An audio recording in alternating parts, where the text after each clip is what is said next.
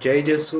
प्रभु यीशु के सामर्थ्यवान नाम पर और एक बार फादर आप सभी लोगों को अभिवादन करते हैं। बाइबल तीर्थ यात्रा के 130वां दिन की व्याख्या में स्वागत करते हैं। हालेलुया। सामुएल के पहले ग्रंथ के 23-24 अध्याय पे आज हम मनन कर रहे हैं। साथ साथ स्तोत्र संख्या 88, रोमियों के अध्याय 13। हालेलुया। वचन जरूर आप पढ़े होंगे। अब हम इसकी व्याख्या पे जाएंगे। 23-24 अध्यायों में साउल, जैसे हमने देखा, अपनी ईर्ष्या के कारण, दूसरा कोई कारण ही नहीं, दाऊद का पीछा कर रहा है, मार डालना चाहता है। दाऊद अपना जान बचाते हुए भाग रहा है, अलग अलग जगहों में जाकर रह रहे हैं। लेकिन दाऊद कुछ अपने संबंधियों से रिश्ता बनाए रखता है, यहाँ तक कि साउल का अपना नीचा बेटा दाऊद का बहुत ही गहरा दोस्त है, वो है योनाथन। हम ये साउल का पुत्र योनाथन दाऊद से मिलने के लिए जाते हुए ये पहले इस 23वां अध्याय के 16वां वचन से देखते, बहुत ही सुंदर। उस समय दाऊद जो है जीफ करके एक उजाड़ खंड में होर्शा नामक जगह में था। तो वहां पर साउल का पुत्र योनाथन होर्शा में दाऊद से मिलने आया। उसने ईश्वर के नाम पर उसे ढारस देते हुए ये कहा। तो सुंदर बात है। देखिए, स्वयं उसका पिता ये अपने दोस्त को मार डालना चाहता है और बेटा जाकर बोलता है, ईश्वर के नाम पे बोलता है, डरो मत, मेरे पिता साउल तुम्हें नहीं पकड़ पाएंगे, नहीं पकड़ पाएंगे, तुम इस्राएल के राजा बनोगे। देखिए, ये एक भविष्यवाणी है, तुमको वो नहीं पकड़ पाएगा, तुम राजा बनेगा और मेरा पद तुम्हारे बाद होगा। देखिए, वो राजा का बेटा है, उसको राजा बनना चाहिए था अगर दाऊद नहीं होता। फिर भी दाऊद को आगे रखने के लिए, राजा बनाने के लिए ये बहुत उत्सुक है। उसके अंदर कोई ईर्ष्या नहीं है, कोई स्वार्थपरता नहीं है, बल्कि ईश्वर की इच्छा क्या है उनको पता चला, इसलिए ईश्वर की इच्छा के अनुसार चलने वाला एक बेटा वो है योनाथन। तुम इस्राएल के राजा बनोगे, मेरा पद तुम्हारे बाद होगा। मेरे पिता साउल भी ये जानते हैं, वो भी जानता है। तब दोनों ने प्रभु को साक्षी बनाकर संधि की। दाऊद होर्शा में ही रह गया, योनाथन घर लौट आया। प्रियजनों, दो गहरे मित्रों की ये संधि और ये मिलन दिल को छूता है। सबसे दुखदाई बात क्या है मालूम? वे दोनों नहीं जानते थे ये उनकी आखिरी मिलन थी। इसके बाद वे एक दूसरे को मिल नहीं पाएंगे। योनाथन की मृत्यु हो गई आगे, वो बहुत दुखी बात है। हालेलुया। इस अध्याय में और एक सुंदर बात हमें देखने को मिलता है। 23वां अध्याय में वचन 2, वचन 4, वचन 10, 11, 12 में हम देखते हैं कि दाऊद प्रभु से बात करता है, प्रभु से पूछता है कि मैं क्या करूं, मैं वहां जाऊं क्या, मुझे ये करना उचित होगा क्या? और प्रभु उत्तर देता है, जैसा कि एक वार्तालाप दोस्तों में जैसा बात करता है उसी तरह पूछता है और प्रभु उत्तर देता है। इसलिए यहाँ पर दाऊद को एक ऐसे व्यक्ति के रूप में प्रस्तुत किया जाता है, प्रस्तुत किया गया है, जो बराबर प्रभु से मार्ग, दिशा निर्देश पूछता है, फैसला लेने के पहले प्रार्थना। इसलिए इस अध्याय से, 23वां अध्याय से पहला संदेश, बहुत सबसे बढ़िया संदेश वो है प्रार्थना में प्रभु से बराबर दिशा निर्देश हमें पूछना चाहिए। हालेलुया। इसलिए दाऊद हमको ये संदेश देता है कि हमेशा आज्ञाकारी रहो, सबमिशन, प्रभु को पूछ कर करना, उसकी इच्छा पूरी हो जाए। वो जो चाहता है वो हमारे जीवन में पूरा होना चाहिए। प्रभु यीशु ने भी यही तो सिखाया। दाऊद का बेटा यीशु भी पिता से बराबर पूछता था, हर फैसला लेने के पहले जाकर बैठता था। उदाहरण के लिए शिष्यों को चुन रहा था, प्रेरितों को चुनने वाला था, पूरी रात जाकर पूछा, प्रार्थना की। इसलिए हमारे लिए संदेश क्या, फैसला लेने के पहले पूछते हैं। जीवन में कितने फैसला हम लेते हैं, यहाँ जाने का, वहाँ जाने का, शादी करने का, नौकरी करने का, किससे करनी है, कहाँ जाना है, क्या करना है, क्या हम प्रभु से पूछते हैं? हालेलुया। तो पूछने की रीति कैसी है?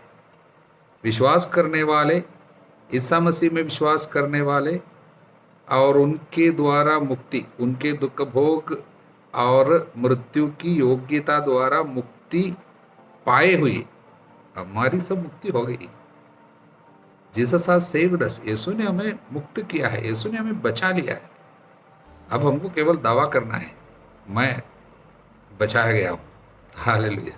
इस तरह प्रभु में विश्वास करने वाले हर एक व्यक्ति प्रभु से बात कर सकते हैं, प्रभु से पूछ सकते हैं, प्रभु की इच्छा पहचान सकते हैं। केवल हमें एक ट्यून करना है अपने को, प्रार्थना के द्वारा केवल संभव, दूसरा कोई उपाय नहीं। प्रार्थना, प्रार्थना, प्रार्थना। हालेलुया। इसलिए दाऊद जिस तरह पूछता था, उसी तरह पूछने की कृपा हम सभी लोगों को मिले। आमीन। हालेलुया। उसके बाद हम क्या देखते हैं अगले अध्याय में कि साउल और दाऊद के बीच में चूहा बिल्ली का खेल, मतलब पीछा करता है तो भागता है, और ये भागता है वो फिर पीछा करता है, अलग अलग जगह। उसके बीच में दाऊद को एक ऐसा मौका मिल गया, साउल को करीब मिल गया, अपने करीब साउल को मिल गया गुफा में।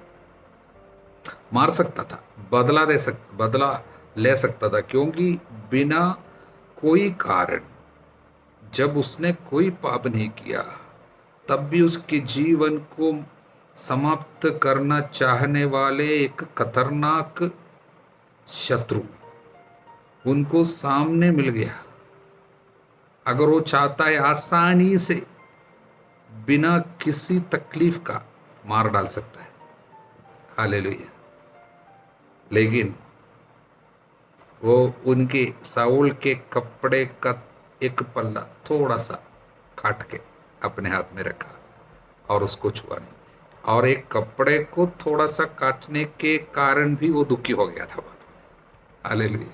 उस आदमी को छुआ नहीं, क्योंकि उसने कहा ये प्रभु का अभिषिक्त है। और साउल जानता है कि प्रभु ने ही उसको मेरे हवाले कर दिया है, वो मार डालने के लिए नहीं, हमला करने के लिए नहीं, बदला चुकाने के लिए नहीं, बल्कि दया करने के लिए, दया दिखाने के लिए उसको मेरे हवाले कर दिया है, वो जानता है। और दाऊद की ये दया और प्रभु के अभिषिक्त लोगों के प्रति आदर, सम्मान, आज्ञाकारिता, बाद में वो जब साउल दूर चला गया तब वो दंडवत कर रहे, दाऊद दंडवत कर रहे हैं राजा को, राजा के सामने, और बोला ये कपड़ा दिखाते हुए, और उसके आदर कर रहे हैं, उनके प्रति सम्मान जता रहे हैं। इसलिए प्रियजनों, दाऊद की ये दया जो है वही उसका राजत्व की निशान है। प्रभु यीशु का भी वैसा ही है, दया ही है, करुणा, दया, वही उसका अधिकार है। इसलिए राजा दाऊद का भी अधिकार जो है वास्तव में यही है, उसकी दया और करुणा। हालेलुया। तो बहुत ही सुंदर एक पिक्चर है, एक दाऊद का एक चित्र है जो प्रभु ईसा मसीहा में जो प्रकट हुआ है, दया और करुणा का जो चित्र, वही हमें यहाँ पर भी दिखाई देता है। इसलिए दूसरा संदेश इस अध्याय से हमको जो मिल रहे, ये 24वां अध्याय से हमको जो संदेश मिल रहे हैं वो है प्रभु की इच्छा पहचानते हुए दूसरे लोगों पर दया करना, विशेषकर अधिकारियों का आदर करना, प्रभु के अभिषिक्तों पर हाथ नहीं उठाना। ये वचन बाद में भी स्तोत्र ग्रंथ में दाऊद बोलते हैं, प्रभु के अभिषिक्तों पर हाथ नहीं उठाना। स्तोत्र 105 में हम बाद में देखेंगे। इसलिए संदेश क्या है? अधिकारियों का विरोध नहीं करना, आदर करना, भले ही उसमें कमी, उन लोगों में कमी होंगे, अधिकारियों में कमी होंगे, फिर भी आज हम रोमियों के पत्र में उसको देखने वाले हैं। अध्याय 13 आज हमें पढ़ने को है।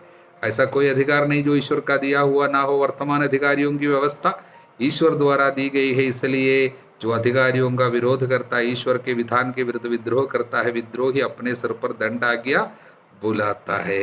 इसलिए ये अधिकारी का आदर करता है, उनके ऊपर हाथ नहीं उठाता है। इसलिए संदेश ईश्वर हमसे जो चाहता है उसको पहचानते हुए ईश्वर ने जिनको चुना है उनका आदर करना, दूसरों पर दया दिखाना। हालेलुया। इसलिए हमें बुराई से हार नहीं मानना, दूसरे लोगों की बुराई, उनको भलाई के द्वारा बुराई पर जीत हासिल करना। रोमियों की अध्याय 12 में कल हमने देखा था, वचन 12, अध्याय 12 वचन 21। आप लोग बुराई से हार नहीं मानना, बुराई को भलाई के द्वारा जीतना। वो भलाई है दया और करुणा, जिसके द्वारा हम सारी बुराई पे अधिकार कर सकता है। हालेलुया। अगला संदेश जो हमें दाऊद के जीवन से मिलते हैं, विशेषकर 2 अध्यायों में दाऊद के जीवन को देखते हुए जो संदेश हमें मिल रहे वो यह है, निराशाजनक परिस्थिति पे भी दृढ़ विश्वास करना प्रभु पे। ये उसके जीवन की एक चाबी है, एक मुख्य कार्य है। क्योंकि एक गुफा से दूसरे गुफा, एक जगह से दूसरे जगह, सब इस तरह निर्वासन में रहने वाले इस बैठा लंबे समय तक प्रभु के हस्तक्षेप का इंतजार करने वाला इस व्यक्ति के जीवन में हम जो बराबर देख रहे हैं, जो बाद में उनके मुंह से निकलने वाले स्तोत्र के द्वारा, भजन के द्वारा हम लोग देख रहे हैं। क्योंकि इन परिस्थिति से होकर जब गुजरता है वो बराबर स्तोत्र गाता है। वो सब बाद में हमको मिलता जा रहा है। उदाहरण के लिए हमने 54 स्तोत्र, 59वां स्तोत्र, ये सब इन परिस्थितियों पे उनके मुंह से निकलने वाले वचन है, प्रार्थना का गीत गा रहे हैं। उन स्तोत्रों में सबसे मुख्य संदेश जो है भरोसा, भरोसे का शब्द, ट्रस्ट इन द लॉर्ड, भरोसा रखता है। हालेलुया। प्रियजनों, एक आध्यात्मिक वीरता है, एक आध्यात्मिक बहादुरी है उसकी, कि निराशाजनक परिस्थिति पे जब आशा का कोई कारण है ही नहीं, आशा रखने के लिए कुछ चीज़ है ही नहीं, ऐसी स्थिति पे भी वो विश्वास रखते हैं। इसलिए हम रोमियों के मतलब इसके विषय में, केवल इसके बारे में नहीं, इस तरह विश्वास करने वाले लोगों को सब आध्यात्मिक, उनकी आध्यात्मिक वीरता के बारे में हम रोमी अध्याय 4 वचन 17 से 21 तक और इब्रानियों के अध्याय 11, पूरे अध्याय ऐसा है। इब्रानियों के 11वें अध्याय में सब हम ये सुंदर कार्य को देखते हैं। लेकिन यहाँ पर वो उनके जीवन से हमें मिल रहे हैं। इसका मतलब ये जो धार्मिक भरोसा जो है उसके पीछे आपको, क्योंकि कल जो होने वाली है या जिस घटना आपके जीवन में घटित हो रही उसके विषय में पूरी जानकारी और दृढ़ धारणा, वो सब होने की जरूरत नहीं। केवल एक की बात की जरूरत है कि इस बात पर पक्का विश्वास है कि प्रभु को सारी परिस्थिति के ऊपर अधिकार है। प्रभु जानता है, वो देखता है, उसके पास अधिकार है। उनको हमारे जीवन के तमाम निराशाजनक परिस्थिति के ऊपर अधिकार है। उसका अधिकार हमारी परेशानियों से बढ़कर है। मेरी परेशानी बढ़कर नहीं है, बल्कि मेरा प्रभु और उसका अधिकार मेरे प्रति उसका प्यार वो बड़ा है। जब इस बात को आप जानता है, आप इस तरह भरोसा रख सकते हैं।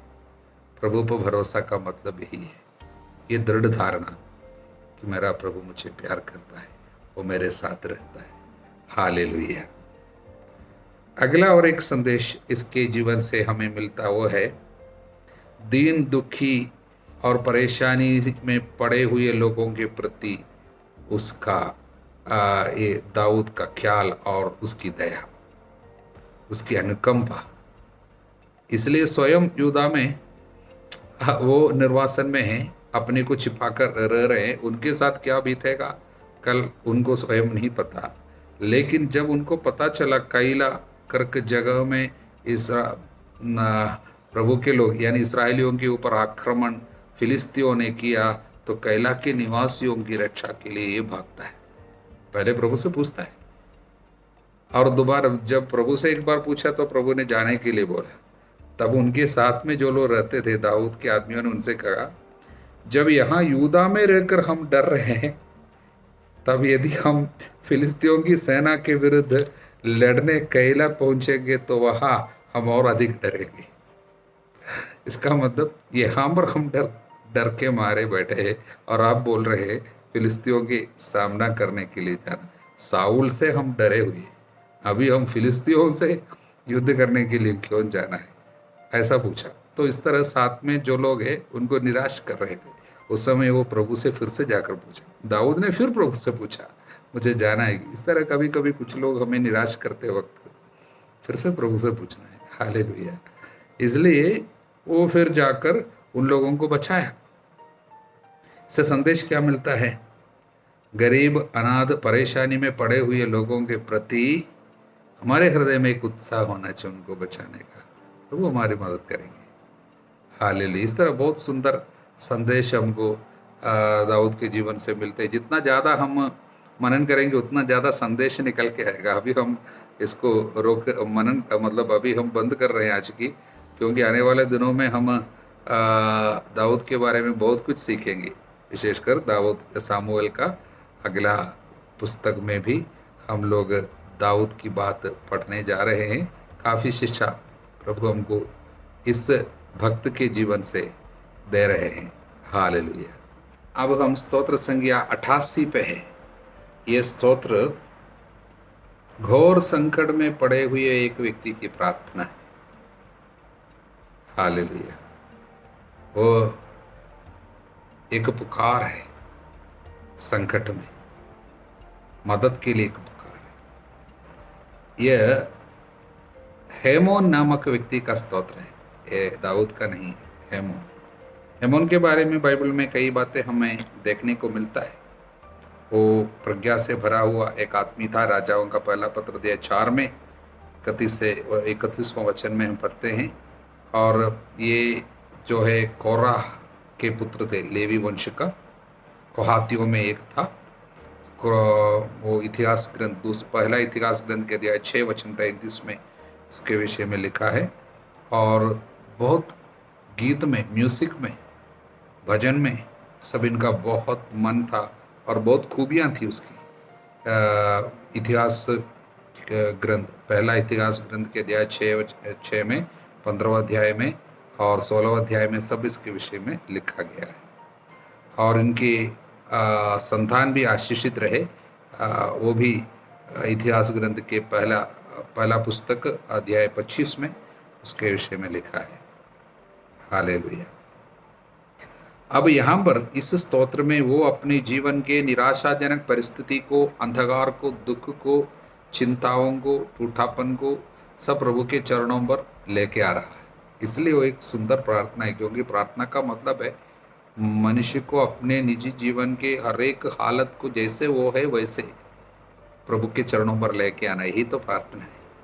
इस तरह देखा जाए तो एक बहुत सुंदर प्रार्थना है। दिल का दर्द, दिल का धड़कन हमको सुनने को मिलता है इसको पढ़ते समय। 3 भागों में पढ़ सकते हैं। पहला भाग वचन 6 तक है। वहाँ पर हम देख सकते हैं जिसने अपने जीवन में बहुत दुख झेला, उसकी प्रार्थना है। यानी दुख और पीड़ाओं से ग्रसित एक व्यक्ति अपने जीवन के संकटों में प्रभु को बुला रहे हैं, प्रभु को पुकार रहे हैं, वो है। दूसरा भाग जो है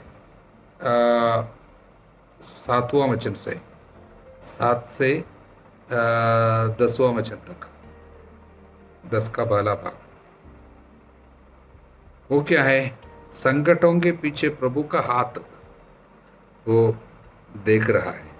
तूने मुझे गहरे गर्त में, अंधकार में, गहराइयों में डाल दिया। इसलिए मेरे संकटों के बीच में प्रभु का एक हाथ है।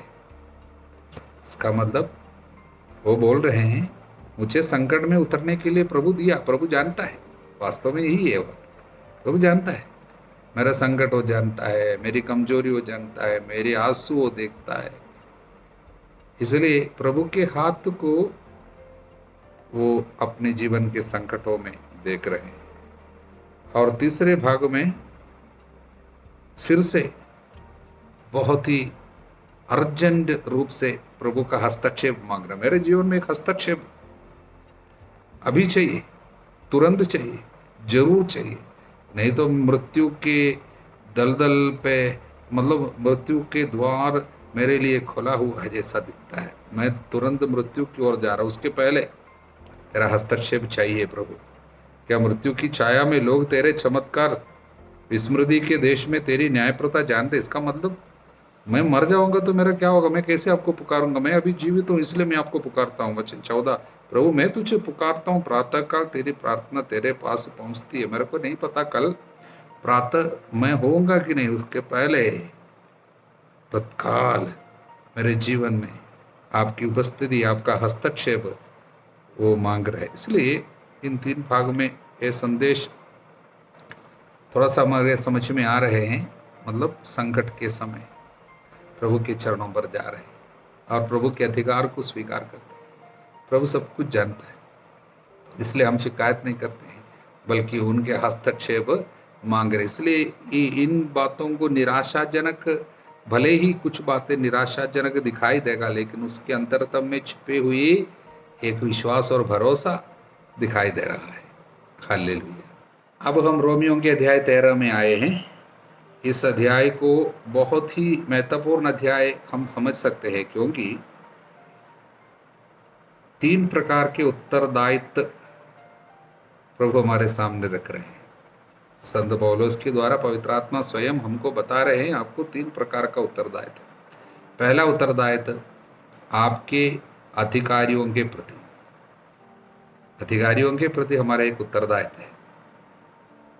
जो भी हमारे अधिकार में हमसे ऊंचे हैं, हमसे बड़े हैं, और शायद राजनीतिक नेता होंगे, शायद धार्मिक नेता होंगे, शायद माता पिता का अधिकार, परिवार के अधिकार होंगे, कोई भी हो, हर एक अधिकार ईश्वर से है।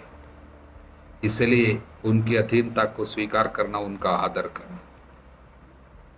इसलिए पहले बात जो है ड्यूटीज टुवर्ड्स और those who are in authority. इसलिए उनके प्रति हमारे उत्तरदायित्व क्या है? आज्ञा पालन, आज्ञाकारिता, अनकंडीशनल ओबीडियंस। कारण क्या है? ऐसा कोई अधिकार नहीं है जो ईश्वर का दिया हुआ न। इसलिए वर्तमान अधिकारियों की व्यवस्था ईश्वर के द्वारा होने के कारण उनकी बात माना। भले ही अधिकारी में कुछ कमी कमजोरियां जरूर होंगे, अधिकारी शायद उतना पवित्र नहीं होंगे, अधिकारी में शायद गुस्सा होगा, उनके पक्षपात करने की आदत होगी, भ्रष्टाचार होगा, फिर भी आदर करना है। कारण क्या है? एक अधिकारी के द्वारा ईश्वर अपनी इच्छा प्रकट जरूर करेंगे, भले ही वो आदमी पवित्र हो या ना हो। इसलिए क्योंकि एक अधिकारी पे ईश्वर की पवित्रता नहीं, बल्कि ईश्वर की इच्छा हमारे लिए जो है वो प्रकट होती है। ईश्वर की पवित्रता शायद प्रकट हो सकता है, ना भी हो सकता है। इसलिए कैफास को प्रभु ने इस्तेमाल किया, पिलातुस को प्रभु ने इस्तेमाल किया। पुराने विधान में ऐसे कितने अधिकारी है जो इतना प्रभु की इच्छा पे नहीं चलता था, फिर भी प्रभु उनको इस्तेमाल किया।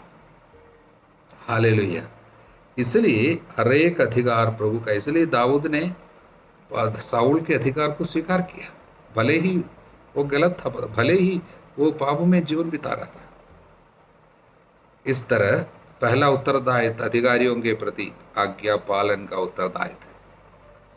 दूसरा उत्तरदायित्व वचन 8 से 10 तक, पहला 1 से 7 तक। दूसरा भाग है हमारा दूसरा उत्तरदायित्व दूसरों के प्रति, एक दूसरे के प्रति हमारा उत्तरदायित्व वो क्या है? प्यार, प्रेम, भ्रात प्रेम, म्यूचुअल लव, भाई बहनों को प्यार करना, इससे बढ़कर कोई उत्तरदायित्व है नहीं। यानी एक दूसरे को हमें प्यार करना है। इसलिए प्रेम पड़ोसी के साथ अन्याय नहीं करता। जब हम प्यार करेंगे हम किसी का अन्याय नहीं करेंगे। इसलिए जो प्यार करता है वह संहिता के सभी नियमों का पालन करता है। ईश्वर मनुष्य जाति से जो मांगता है उसको सब आत्मी पालन करता है जब प्यार करता है। इसलिए हमारा उत्तरदायित्व एक दूसरे के लिए प्यार का उत्तरदायित्व, अधिकारियों के लिए आज्ञा पालन का उत्तरदायित्व, एक दूसरे के लिए प्यार का उत्तरदायित्व। अब तीसरा भाग है वचन 11 से 14 तक, वो है अपने आप के लिए हमारा उत्तरदायित्व। अपने से एक उत्तरदायित्व है, रिस्पॉन्सिबिलिटी टुवर्ड्स वन सेल्फ। वो क्या है? समय अब करीब आ चुके हैं, नींद से जागने की घड़ी आ गई है। इसलिए हमको दिन के योग्य सदाचरण करना है और कैसे सारी बुराई को दूर करते हुए आप लोग प्रभु ईसा मसीहा को धारण करे, शरीर की वासनाएं तृप्त करने का विचार छोड़ दें। प्रभु यीशु को धारण करें, शरीर की वासनाओं को तृप्त करने का विचार छोड़ दे। इसलिए हमें क्या है? रंगरलिया, नशेबाजी, व्यभिचार, भोग विलास, झगड़े, ईर्ष्या, ये सारी चीज अंधकार के कर्म को त्यागना, ये एक रिस्पॉन्सिबिलिटी है, उत्तरदायित्व है। पवित्रता का उत्तरदायित्व अपने लिए। हालेलुया। इसलिए 3 उत्तरदायित्व, अधिकारियों के लिए आज्ञा पालन का उत्तरदायित्व, एक दूसरे के लिए प्यार का उत्तरदायित्व, अपने लिए पवित्रता का उत्तरदायित्व। हालेलुया। क्योंकि प्रभु निकट है। हमारे प्रभु ईसा मसीह की कृपा, ईश्वर का प्रेम, पवित्र आत्मा का सहचर्य आप सभी लोगों के साथ बनी रहे, अब सदा सर्वदा अनंत काल। आमीन।